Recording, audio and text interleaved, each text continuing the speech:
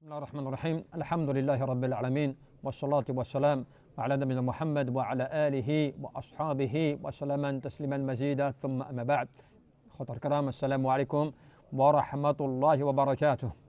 Nous sommes déjà entrés aujourd'hui dans le mois de Rajab. Donc le mois de Rajab, donc à 2 mois du mois de Ramadan. Et ainsi, Allah Jalla fi'ula déjà nous rappelle dans le Coran un verset important. Inna iddata ash-shuhur 'inda Allah 12 shahran fi kitabillah.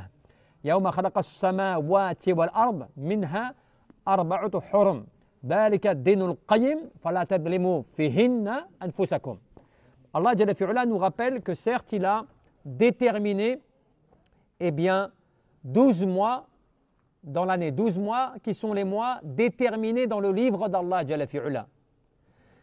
Et cela, il l'a fait au jour de la création des cieux et de la terre. Allah Jalla fi'ula, au niveau de la création des cieux et de la terre, il a déterminé aussi 12 mois. Et parmi ces 12 mois, tu as 4 mois qui sont des mois sacrés. Et il te dit, Dhalika dinul qayyim. Voilà la vérité, ou plutôt voilà la religion dans toute sa rectitude. Fala tadlimu fihinna anfusakum. Et ne vous causez pas de tort, donc pendant ces mois-là, contre vous-même. Ces 4 mois-là sont des mois dans lesquels l'adorateur d'Allah Jalla fi'ula, il doit faire extrêmement attention. Nous, on ne se rend pas compte de cela. Les mois, ils passent, ça passe comme cela, et puis pour toi, c'est un mois comme un autre. C'est simplement le calcul pour toi de ta vie professionnelle ou de ta vie, tu vois, mondaine comme cela. Il n'y a pas de différence. Alors que lorsque tu traverses un mois sacré, tu traverses une période extrêmement risquée pour toi. En termes de quoi? De péché. Puisque ce que tu vas faire en termes de péché ou de mauvais actes pendant un mois sacré, c'est plus grave que lorsque tu le fais en dehors de ce mois-là. Pendant le mois de Rajab, qui fait partie donc de ce mois-là sacré, lorsque tu commets ce que tu fais tous les jours qui serait mauvais, c'est plus grave. Et cela, c'est valable même pour les lieux sacrés. Lorsque tu es par exemple Masjid al-Haram à la Mecque ou dans les lieux comme cela sacrés, ou les lieux qui nécessitent une particularité comme Arafat ou autre, tu commets des péchés comme cela en pensant que pour toi c'est normal, c'est ce que tu fais tous les jours, cela est décuplé par rapport à ton quotidien. Et toi tu ne le sais pas. Toi pour toi c'est normal. Alors que dans ta balance, tu as pris un poids de péché que tu n'avais pas pris avant, pour le même péché. Comme pendant Ramadan. Pendant Ramadan, ce que tu fais pendant Ramadan est plus grave qu'en dehors du mois de Ramadan. Parce qu'à partir du moment où tu vois que ces mois-là ont été sacralisés, et pourquoi Allah Jalla fi'ula a mentionné ce terme de haram kadalik? Parce que c'est lié justement à ce terme de haram. Le haram c'est quoi? C'est pas simplement quelque chose d'illicite. Non, c'est quelque chose aussi de sacré. C'est pour ça qu'on dit Masjid al-Haram, c'est pas la mosquée illicite. Non, c'est la mosquée touchée de sacralité. C'est la mosquée qui est touchée par des choses qui font que son statut est élevé auprès d'Allah Jalla fi'ula. Donc les mois que l'on a mentionnés sont des mois sacrés, qui veut dire ce sont des mois importants et élevés auprès d'Allah Jalla fi'ula. Donc comment est-ce que tu crois que toi, pendant ces mois-là, tu vas continuer à faire ce que tu fais en péché ou en désobéissance, et puis c'est pas grave, c'est normal. Mais non, puisque c'est comme si quelque part tu rentrais dans un endroit, une pièce, un endroit où on te dit lorsque tu rentres dedans, là, tu dois faire très attention. C'est pas comme si quand tu étais dehors. C'est comme à la mosquée, tu rentres à la mosquée, tu fais attention. C'est pas comme si tu étais dehors. Pourtant, il y a des gens qui font pas attention, qui rentrent à la mosquée comme s'ils étaient dehors. Et ils vont te parler de dunya, de cela, oui, tu vois, l'argent, ceci, l'autre il t'a viré, cela. Tu parles de dunya normal, comme si tu étais dehors. Alors que Allah Jalla fi'ula, il t'a mentionné que la mosquée, ce n'est pas comme si tu étais dehors. Quand tu es dans la mosquée d'Allah Jalla fi'ula, tu ne dois invoquer personne d'autre en dehors d'Allah. Il y a des gens qui disent oui, mais moi j'invoque Allah. Sauf que quand je parle avec quelqu'un, c'est normal que je parle de la dunya, je suis un être humain. Mais sinon, quand je prie ou que je suis dans la mosquée, oui, je vais invoquer que Allah. Je ne vais adorer que Allah. Mais non, même dans ton comportement et dans des échanges avec les gens, tu ne dois mentionner qu'Allah Jalla fi'ula. Parce que tu es dans la mosquée d'Allah, tu es dans la maison d'Allah subhanahu wa ta'ala. Ce n'est pas pareil. C'est valable aussi pour tous les lieux sacrés, où tu ne dois pas penser à autre chose dans ces lieux sacrés. Et encore plus dans un mois où c'est difficile. Parce que le mois, pourquoi? Parce que le mois, tu fais ta vie. Tu fais ta vie tous les jours, forcément. tu n'es pas dans un lieu ou une mosquée ou autre, c'est le mois qui s'écoule. Mais c'est pour te dire que pendant ce mois-là, tu dois réfléchir, penser autrement. Je suis dans le mois d'Ar-Rajab, je dois faire attention. Je dois retenir mes actes. Ce n'est pas pour dire qu'en dehors de cela, je fais ce que je veux. Toute l'année, tu dois retenir tes actes. Toute l'année, tu dois craindre Allah Jalla fi'ala. Walakin, dans les mois sacrés, je dois encore plus faire attention. Si je ne veux pas que mon péché soit multiplié par 10. Ce que je fais d'habitude, multiplié par 10. Tu vois, par le fait que je ne fais pas attention. Et c'est comme cela que les ulama te disent Fala tadlimu fihinna anfusakum, et ne vous causez pas de tort contre vous-même. Pourquoi contre toi-même? Parce que tout ce que tu fais là, tu ne fais aucun tort à Allah Jalla fi'ala. Tu ne fais aucun tort à la religion d'Allah subhanahu wa ta'ala. Tu ne fais cela que contre toi-même. C'est toi qui en pâtis. C'est toi qui vas en payer les conséquences. C'est pour ça qu'Allah Jalla fi'ala te met en garde. Fala tadlimu fihinna anfusakum. Ne vous faites pas de mal contre vous-même, c'est-à-dire le jour où vous devrez rendre des comptes et que vous serez démunis et que vous n'aurez pas de moyen de vous protéger et de vous sauver, eh bien là tu verras le tort que tu t'es causé en commettant des péchés et des actes mauvais alors que tu savais.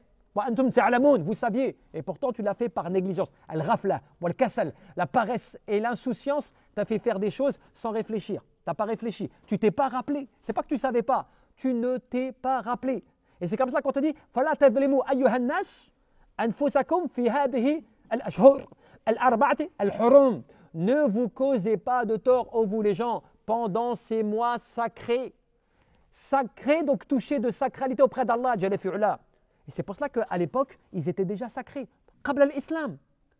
في وقت يعني الجاهلية, à l'époque pré-islamique, déjà ces mois ils étaient sacrés. Vous saviez, ce n'est pas simplement que l'islam.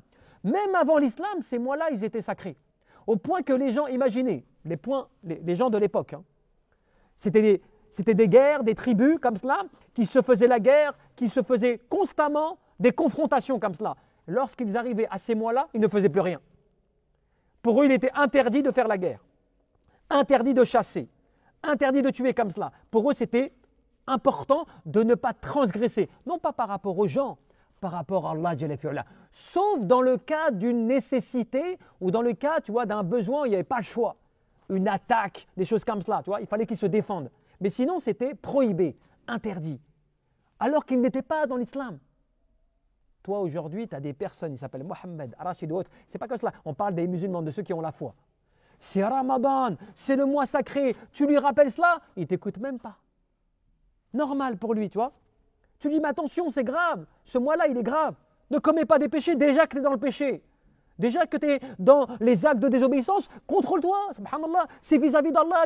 Non, il continue. Il continue. Il ment, il vole, il agresse, il je ne sais quoi, tout ça et tout. Et il fait normal. Alors qu'à l'époque, il ne croyait même pas en l'islam. Il n'y avait même pas l'islam. C'était l'époque de la jahiliya, dans l'époque pré-islamique. Et tu sais, les ulama te disent quoi? Dans le terme al-jahiliya, il y a quoi? Jahl, le fait de l'ignorance, ce qu'ils ne savaient pas. C'était la pure ignorance. Ad-dhulumat, les ténèbres. Ils ne savaient pas, c'était l'ignorance. Et pourtant, ils respectaient des règles. Tu vois, des règles comme cela. Parce qu'à l'époque aussi, il y avait le kalam, la parole. Ne vous causez pas de tort contre vous-même. C'est-à-dire que tu vas le regretter. Tu vas le regretter et après, tu ne pourras plus compenser. Ce n'est pas comme maintenant. Là, tu peux faire at-tawbah. Là, tu peux te repentir. Là, tu peux revenir à Allah. Ar-rujou' ila Allah subhanahu wa ta'ala. Khalas. Tu peux revenir à Allah avec sincérité, regretter tes péchés, cesser tes péchés, faire mieux. Là, tu peux encore. Mais après, quand c'est trop tard, c'est trop tard. Et c'est comme cela que on te dit quoi? On te rappelle que l'adorateur d'Allah Jalla fi'ala, c'est comme te disait kathir min al-ulama, beaucoup de savants, de pieux te disaient quoi? Le mois de Rajab, c'est un mois où tu vas, faire en sorte de gangréner ta terre. Tu vas y poser les graines nécessaires pendant le mois de Rajab. Ta terre, pendant le mois de Rajab, ta terre, tu vas la travailler, tu vas la moissonner. Donc, tu vas moissonner ta terre pendant le mois de Rajab, tu vas arroser pendant le mois de Sha'ban, et enfin, tu vas cueillir pendant le mois de Ramadan. Donc, ce qui veut dire que là, maintenant, tu rentres dans quoi? Là, tu rentres dans les jours où tu dois commencer à préparer ta terre. Là, tu vas commencer à préparer. Et la préparation de ta terre, c'est quoi? C'est commencer presque comme si tu faisais un bilan. Tu dois faire un bilan de ta situation. Allez, qu'est-ce qu'il en est maintenant? Là, c'est un mois sacré. Il faut que je commence à me préparer. Je suis à 2 mois du mois de Ramadan. Il faut que je commence quand même à me préparer. Et ainsi de suite. Tu vois?